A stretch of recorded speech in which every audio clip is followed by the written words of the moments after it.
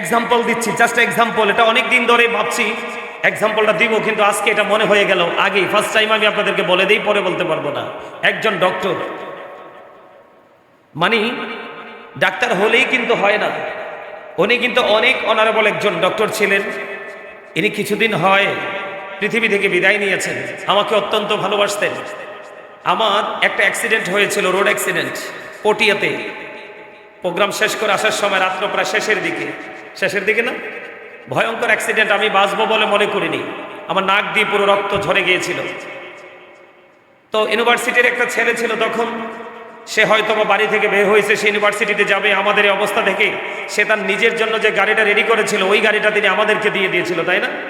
ওই গাড়ি দিয়ে আমরা হসপিটালে গিয়েছিলাম।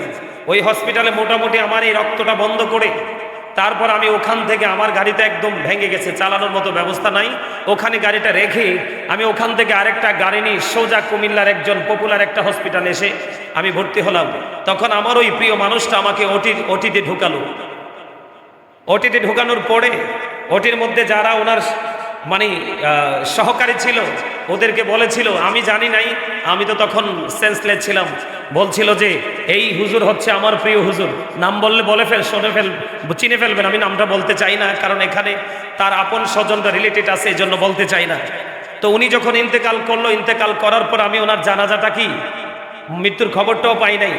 পরে জানতে পারছি উনি মারা গেছে। পরে ওনার একজন প্রিয় মানুষকে ফোন দিয়ে বললাম যে ডাক্তার সাহেব কি পৃথিবী থেকে বিদায় নিয়েছে? কয় হ্যাঁ হুজুর বিদায় নিয়েছে। আমি তোমরা কত স্বার্থপর, আমাকে বললা না।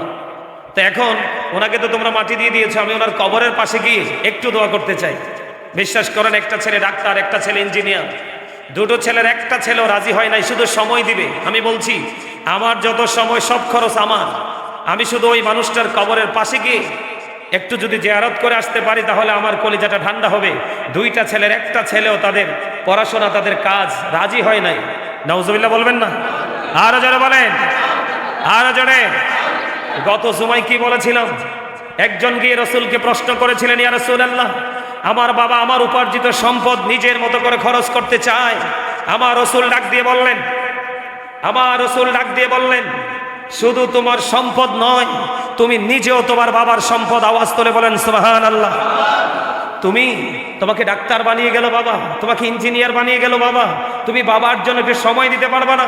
তোমার মতো এইরকম অকৃতজ্ঞ সন্তান বাবা মায়ের জীবনে বড় অভিশাপ। এই সন্তান দুনিয়াতে যেমন কোনো কাজে লাগবে না, আখিরাতেও কোনো কাজে লাগবে না। কোরআন শরীফের 19 পারা সূরা শুআরার 88 নম্বর আয়াতে আল্লাহ বলেছেন, ইয়াউমা লা ইয়ানফাউ মালু ওয়ালা বানুন, কিয়ামতের দিন আপনার ধন সম্পদ সন্তান সন্ততি একটাও কাজে লাগবে না যদি এগুলো অগ্রহণযোগ্য হয়। এই প্রজন্মের এই প্রেক্ষাপটে দাঁড়িয়ে আমি বলতে চাই, প্রত্যেকটা ঘরে ঘরে অপ্রত্যাশিত অগ্রহণযোগ্য বেয়াদব সন্তানের আপনার জন্ম বেশি বেড়েই চলেছে। এটার জন্য দায়ী হলো বাবা মা। তাল গাছ লাগালে যেমন তাল আসে, আম গাছ লাগালে যেমন আম আসে, ঠিক তেমনি বেয়াদব পিতামাতার মাধ্যমে কখনো সুন্দর সভ্য সন্তান আশা করা যায় না। এটার জন্য দায়ী আমি আপনাদেরকে বলে দিতে চাই, আল্লাহ রাসূল বলে দিয়েছেন, every parent should take care their children very carefully. প্রত্যেকটা পিতামাতার উচিত তাদের সন্তানের দায়িত্ব যত্ন সহকারে পালন করা। প্রত্যেকটা বাবা মা যদি তার সন্তানের দায়িত্ব যত্ন সহকারে পালন করে যায়, আল্লাহ রাসূলের কথা মেনে, অবশ্যই মাস্ট বি, আমি বলতে চাই, আপনার সন্তান মানুষ যদিও না হয় কিন্তু অমানুষ হবে না। কেন জানেন? কারণ আপনার জীবনের চলার পথে ছিল সর্বোচ্চ সচেতনতা। আপনি মেনেছেন আল্লাহ রাসূলের আইন।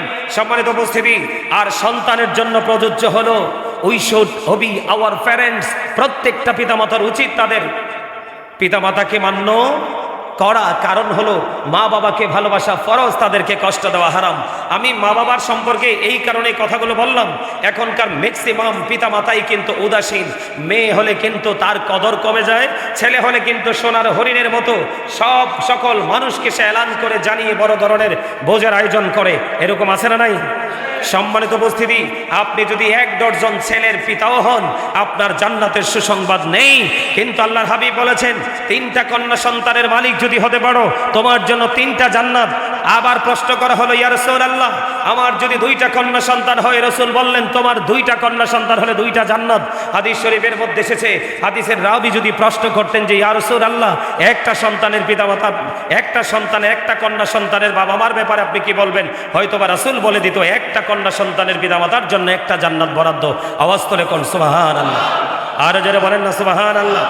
সম্মানিত উপস্থিতি, এই কথাগুলো বলার কারণ হলো আল্লাহ রাব্বুল আলামিন বলেছেন, ক্বালাল্লাহু তাআলা ইয়া আইয়ুহাল্লাযীনা আমানু কু আনফুসাকুম ওয়া আহলিকুম নারা। আল্লাহ রাব্বুল আলামিন বলেছেন, O believers, save yourself and your families from the fire. আল্লাহ ঈমানদারকে ডেকে বলেছেন, আল্লাহ ঈমানদারকে মুমিনকে ডেকে বলেছেন। আল্লাহ কিন্তু বেঈমান কাফের মুশরিককে ডাক দেয়নি। আল্লাহ বলেছেন, ইয়া আইয়ুহাল্লাযীনা আমানু, হে ঈমানদারগণ, কু আনফুসাকুম ওয়া আহলিকুম নারা, তুমি জাহান্নাম থেকে বাঁচো এবং তোমার আহালকেও জাহান্নাম থেকে বাঁচাও। আওয়াজ তোলে তোলে বলেন সুবহানাল্লাহ। সম্মানিত উপস্থিতি, একটা পিতামাতার জন্য, একটা পিতামাতার কাছে পৃথিবীতে শ্রেষ্ঠ সম্পদ হলো তার সন্তান। পৃথিবীর কোনো কিছুই পিতামাতার চক্ষুকে শীতল করতে পারে না যত দ্রুত সন্তানের উপস্থিতিতে পিতামাতার চোখ এবং অন্তর ঠান্ডা হয়ে যায়। ঠিক কিনা বলেন? আরো যারা বলেন। আমি আপনাদেরকে বলছি, please stop your mouth everybody. সকলের জবানকে বন্ধ রাখবেন।